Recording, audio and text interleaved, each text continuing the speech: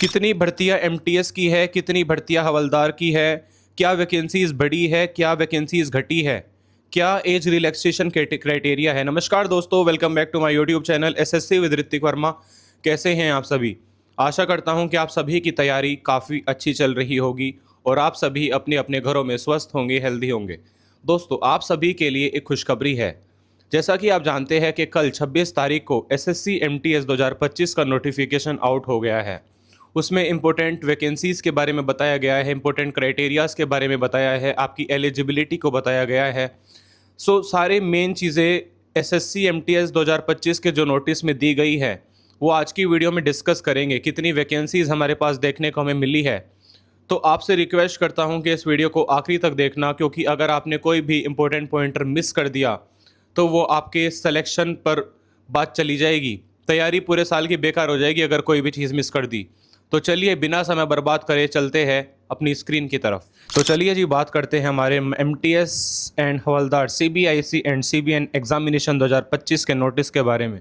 तो दोस्तों, सबसे पहले तो बात कर लेते हैं dates for submissions of online application. 26 तारीख से यानी कि कल से लेके 24 जुलाई तक आपके जो एमटीएस के फॉर्म्स है वो भरे जाएंगे। लास्ट डेट अगर बात करें ऑनलाइन एप्लीकेशन की तो 24 जुलाई है। 24 जुलाई 2025 के 12 बजे तक आप अपनी जो एप्लीकेशन है वो फिल कर सकते हैं। लास्ट डेट क्या है और ऑनलाइन पेमेंट की डेट क्या है? तो लास्ट डेट है ऑनलाइन पेमेंट की 25 जुलाई 12 बजे तक।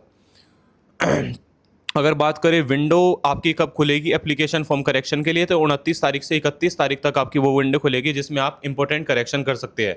अगर बात करें कि आपका कंप्यूटर बेस्ड एग्जामिनेशन कब होगा, तो दोस्तों 20 सितंबर से लेकर 24 अक्टूबर तक आपकी जो एग्जामिनेशन है वो एसएससी कंडक्ट करेगी।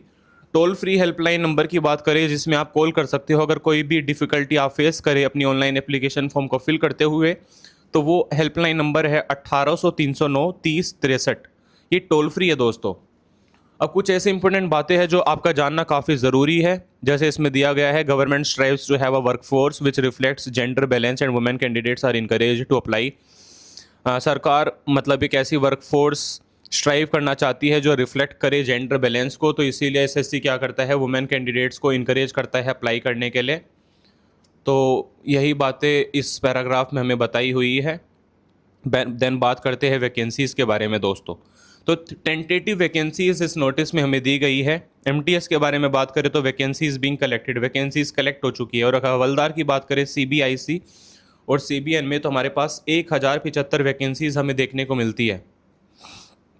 उन्होंने लिखा हुआ है कि अपडेटेड या detailed vacancies will be made available on the website of the commission. अगर मान लो कोई वैकेंसीज अपडेट होती है या कोई डिटेल्ड डिस्क्रिप्शन बाद में बताते हैं एसएससी वाले, तो वो उनकी साइट पे अपडेट कर दिया जाएगा। और details of tentative vacancies of havildar are given at annexure 15th 12th। Reservation की बात करें तो रिजर्वेशन प्रोवाइड की जाएगी एससी कास्ट को, एसटी कास्ट को और अदर बैकवर्ड क्लासेस को, इकोनॉमिकली विकर सेक्शन को और एक्स सर्विसमैन ईएसएम जिसको हम बोलते हैं, और पर्सन्स जिनके पास एक बेंचमार्क डिसेबिलिटीज़ है। तो इन सभी रिजर्वेशंस दी जाएगी इन सभी कास्टेस को। ठीक है जी। फिर बात करते हैं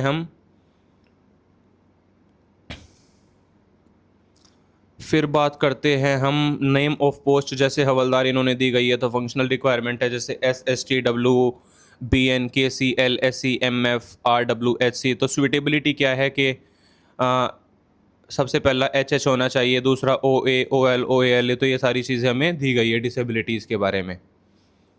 अब इन्होंने एब्रीविएशंस के बारे में बताया हुआ है अपनी। फिर नेशनलिटी के बारे में बताया है कि कौन कौन एमटीएस एग्ज़ाम को फिल कर सकता है। तो कैंडिडेट हमारा सिटीज़न होना चाहिए इंडिया का, सब्जेक्ट ऑफ नेपाल होना चाहिए या सब्जेक्ट ऑफ भूटान होना चाहिए।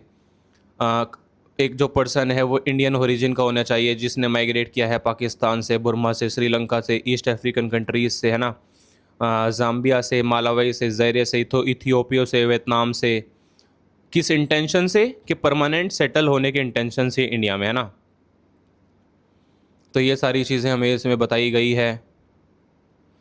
इन्होंने ये बताया है कि a candidate in whose case a certificate of eligibility is necessary may be admitted to the examination but the offer appointment will be given only after the necessary eligibility certificate has been issued to him may be by the government of India. Age limit की दोस्तों बात करें तो age limit हमारी होनी चाहिए 1 अगस्त 2025 से। तो अगर क्रूशियल डेट की बात करें एज रेकनिंग के बारे में, तो ये फिक्स हुई है 1 अगस्त 2025 से in accordance with the provision of DOP and T. तो ये सारी चीज़ें दी हुई गई है।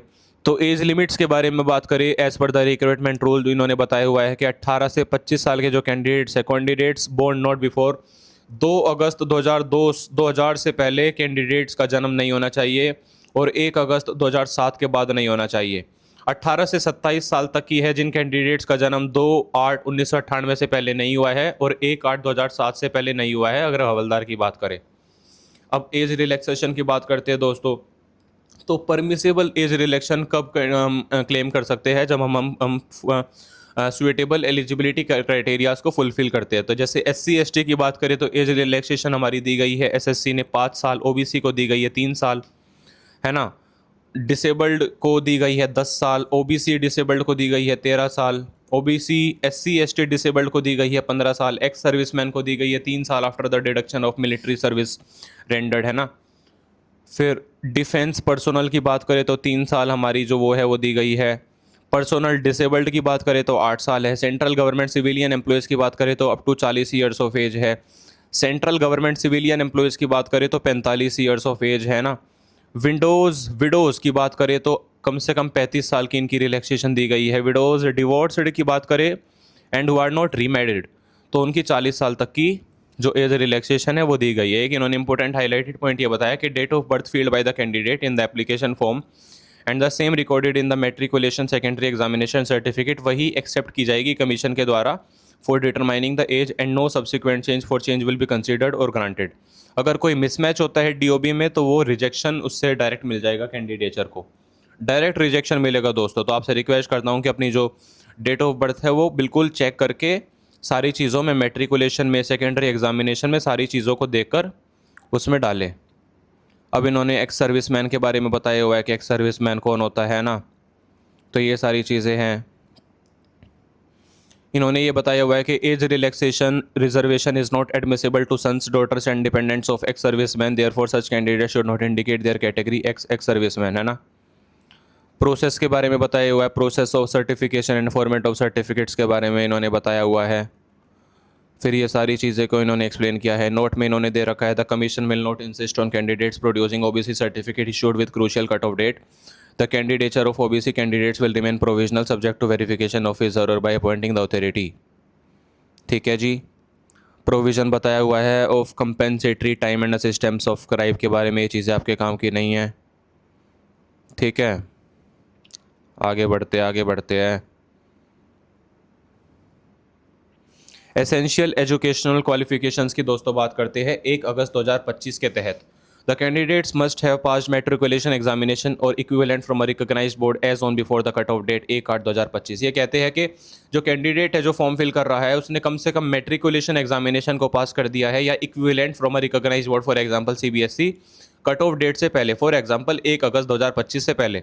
और as per the ministry of human resource development notification dated फलाना की बात करें तो learning mode of education by the university is established by an act of parliament or state legislature institution deemed to be universities under section 3 of the university grants commission act 1956 and the institution of national importance declared under an act of parliament and stand automatically recognised for the purpose of employment to post and services under the central government.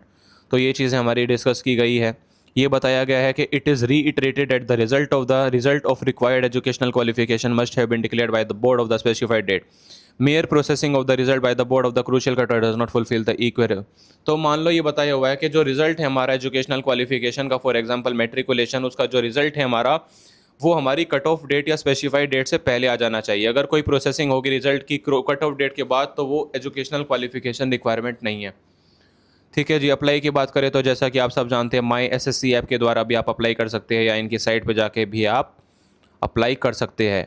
अब इन्होंने बताया है आधार policy के बारे में। तो candidates को advice किया गया है कि वो आधार बेस्ड ऑथेंटिकेशन पर जाए in terms of Aadhaar policy as published on the website of the commission while completing their OTR process. इन्होंने ये बताया हुआ है कि the application of the candidates who opt for Aadhaar authentication, जो बच्चे आधार ऑथेंटिकेशन के लिए एप्लीकेबल होंगे तो उनको रिजेक्ट नहीं किया जा सकता अगर उनकी फ़ोटोग्राफ या signature as per not the prescribed standard नहीं है।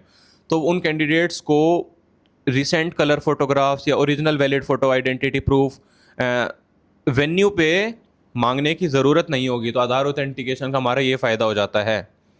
For applying the candidate is not required to have pre existing photograph. अगर वो अप्लाई करते हैं आधार ऑथेंटिकेशन के लिए तो उनको एक प्री एग्जिस्टिंग फोटोग्राफ की आवश्यकता नहीं है। तो ये सारी चीज़ें हमारी होती है। अब इन्होंने रिक्वायरमेंट्स बताई हुई है फ़ोटोग्राफ की कि हमारी जो प्लेस है उसमें गुड लाइट होना चाहिए, प्लेन बैकग्राउंड होना चाहिए, हमारी जो आँख है वो कैमरा की तरफ होनी चाहिए, है ना। कैंडिडेट्स को कोई कैप नहीं वियर करनी, कोई मास्क नहीं वियर करना, कोई स्पेक्टिकल्स वियर नहीं करने। तो ये सारी चीज़ें हमारी। अब ये बताया हुआ है कि एप्लीकेशन जो होगी अगर इनअप्रोप्रिएट फ़ोटोग्राफ्स के साथ होगी या ब्लड फ़ोटोग्राफ्स के साथ होगी वो रिजेक्ट कर दी जाएगी एक साथ ही, है ना। लास्ट डेट हमारी बताई मैंने, जैसे आपकी 24 जुलाई 12 बजे तक आप अपना जो ऑनलाइन एप्लीकेशन फॉर्म है वो फिल कर सकते हैं। अगर फ़ीस की बात करें तो हमारी 100 रुपये फ़ीस होगी ST SC वालों के लिए, OBC वालों के लिए। अगर वुमेन कैंडिडेट्स की बात करें और कैंडिडेट्स जो बिलोंग करते हैं SC ST और बेंचमार्क डिसेबिलिटीज़ थे उनके लिए ये एक्सेम्प्ट होगी फ़ीस, उनको कोई फ़ीस पे नहीं करनी है। फ़ीस आप पे कर सकते हैं पेमेंट मोड जैसे UPI, net banking, visa, master card, maestro, RuPay, debit card के द्वारा। ठीक है। विंडो की बात करें तो एप्लीकेशन फॉर्म करेक्शन की 29 जुलाई से 31 जुलाई तक ये खुली रहेगी विंडो। और कमीशन एक चार्ज पे करेगा 200 रुपये का पहली बार में करेक्शन करने के लिए और दूसरी बार में 500 रुपये अगर आपको कोई मिस्टेक्स अपनी है वो ठीक करनी है। सेंटर्स ऑफ एग्जामिनेशन की बात करें तो आपने जो सेंटर्स भरे हैं, मुझे ज़्यादातर ऐसा होता है कि आपको फ़र्स्ट प्रेफरेंस ही मिलती है, बट सेवरल केसेस में आपको दूसरी या तीसरी जो आपकी प्रेफरेंस है वो भी मिल सकती है। स्कीम फॉर एग्जामिनेशन की बात करें तो आपकी जो कंप्यूटर बेस्ड एग्जामिनेशन है वो हिंदी, इंग्लिश और 13 रीजनल लैंग्वेजेस जैसे आसामीज़, बंगाली, गुजराती, कन्नड़ा, कोंकण, मलयालम, मणिपुरी, मराठी, उड़िया, पंजाबी, तमिल, तेलुगु, इन सारी लैंग्वेजेस में भी जो आपका एग्ज़ाम है वो कंडक्ट किया जाएगा। अब कंप्यूटर बेस्ड एग्जामिनेशन के पैटर्न की बात करें तो सेशन वन जो हमारा होता है उसमें मैथ्स और रीजनिंग होती है। दोनों 60-60 मार्क्स के होते हैं, 20 क्वेश्चंस होते हैं, 45 मिनट्स आपको दी जाती है। सेक्शन 2 में हमारे पास जीके आ जाती है, 25-25 क्वेश्चंस होते हैं 75 मार्क्स के, 45 मिनट हमें दी जाती है। ठीक है। कंप्यूटर बेस्ड एग्जामिनेशन जैसा कि मैंने आपको बताया 2 सेशंस में होता है और नेगेटिव मार्किंग हमें देखने को मिलती है। और जो आपके मार्क्स है जो आपने स्कोर किए एग्जामिनेशन में वो उनको नॉर्मलाइज़ किया जाता है एक फार्मूला के द्वारा में जो कि कमीशन डिसाइड करता है। ठीक है। अब बात करते हैं हम सिलेबस के बारे में। जैसा कि हमने बताया मैथ्स में आपके पास क्वेश्चंस आ सकते हैं integers, whole numbers, LCM, HCF, decimal, fraction, relationship between numbers, fundamental arithmetic operations, bodmas हो गया, परसेंटेज रेशियोज, प्रोपोर्शंस हो गया, वर्क एंड टाइम हो गया, डायरेक्ट एंड इनवर्स प्रोपोर्शंस हो गया, एवरेजेस हो गया, सिंपल इंटरेस्ट हो गया, प्रॉफिट एंड लॉस हो गया, discount area, perimeter of the basic geometric figures, data square, square roots.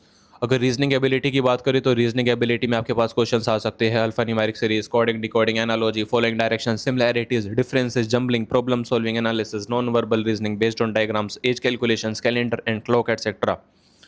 GK की बात करें तो आपके पास क्वेश्चंस आ सकते हैं history, geography, art, culture, civics, economics, general science, environment studies up to 10th standard. और इंग्लिश की बात करें तो आपके पास कैंडिडेट्स की एक बेसिक अंडरस्टैंडिंग को देखा जाता है इंग्लिश लैंग्वेज की, उसकी वोकैबलरी, उसकी ग्रामर, उसकी सेंटेंस स्ट्रक्चर क्या है, उसके सिनोनियम्स, एंटोनियम्स कितने आते हैं उसको। ठीक है। उसके कॉम्प्रीहेंशन को टेस्ट किया जाता है, एक सिंपल पैराग्राफ भी आपको दिया जा सकता है जिसके बेस पर आपको क्वेश्चंस पूछे जा सकते हैं। ठीक है जी। फिजिकल एफिशिएंसी की बात करें जिसको बोलते हैं फिजिकल स्टैंडर्ड टेस्ट, तो आपका वॉकिंग होता है 1600 मीटर 15 मिनट में मेल्स के लिए और फीमेल के लिए 1 किलोमीटर 20 मिनट में।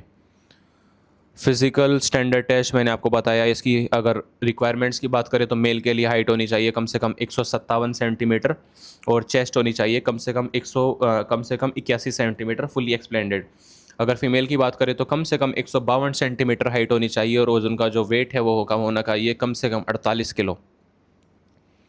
तो ये सारी बातें हैं हमें देखने को मिलती है हमारे नोटिस में।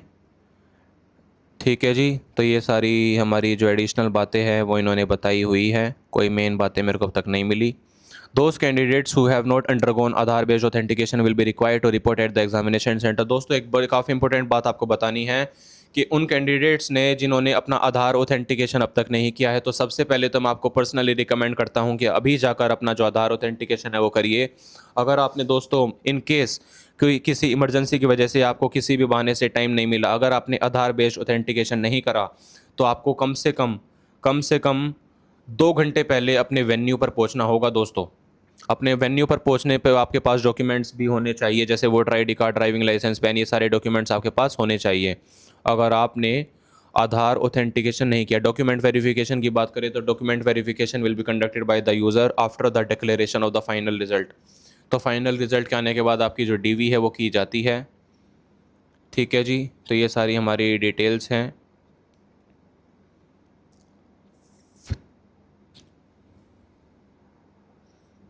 मोड ऑफ सिलेक्शन की अगर बात करें तो the recruitment process will consist of session 1 and session 2 both computer based examination.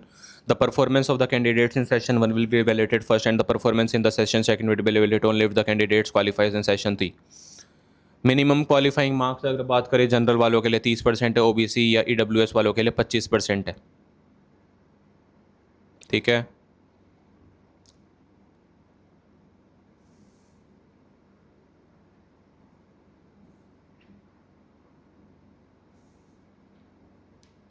Disqualification दोस्तों, no person who has entered into or contracted a marriage with a person having a spouse living, who having a spouse living has entered or contracted a marriage with any person shall be eligible for the appointment to the service provided by the फलाना फलाना। ये सारी चीज़ें आपके लिए नहीं है। Important instructions है, जैसे before applying candidates must go through the instructions given in the, सबसे पहले अप्लाई करने से पहले आपको इंस्ट्रक्शंस पढ़ लेने हैं। The candidates must write his or name and the date of birth strictly as recorded in the matriculation certificate. तो ये सारी चीज़ें हैं जिनका आपको खास करके ध्यान रखना है। ठीक है, आई बातें समझ में आपके? बस दोस्तों यही था आज का सर्टिफिकेट। मैं आशा करता हूँ कि आपको सारी चीज़ें समझ में आई होंगी। तो आपसे रिक्वेस्ट करता हूँ कि जल्द से जल्द अपने एग्ज़ामिनेशन फॉर्म को फिल करें। अगर कोई भी आपको प्रॉब्लम आ रही है, कोई भी डिस्क्रिपेंसीज आ रही है, कोई भी एरर्स आ रहे हैं, तो आप एसएससी के हेल्पलाइन नंबर जो कि टोल फ्री है उस पर कॉल कर सकते हैं। और अगर आपके कोई भी डाउट्स है तो आप कमेंट सेक्शन में लिख सकते हैं। अगर आपको वीडियो अच्छी लगी तो वीडियो को लाइक कर देना, चैनल को सब्सक्राइब कर देना।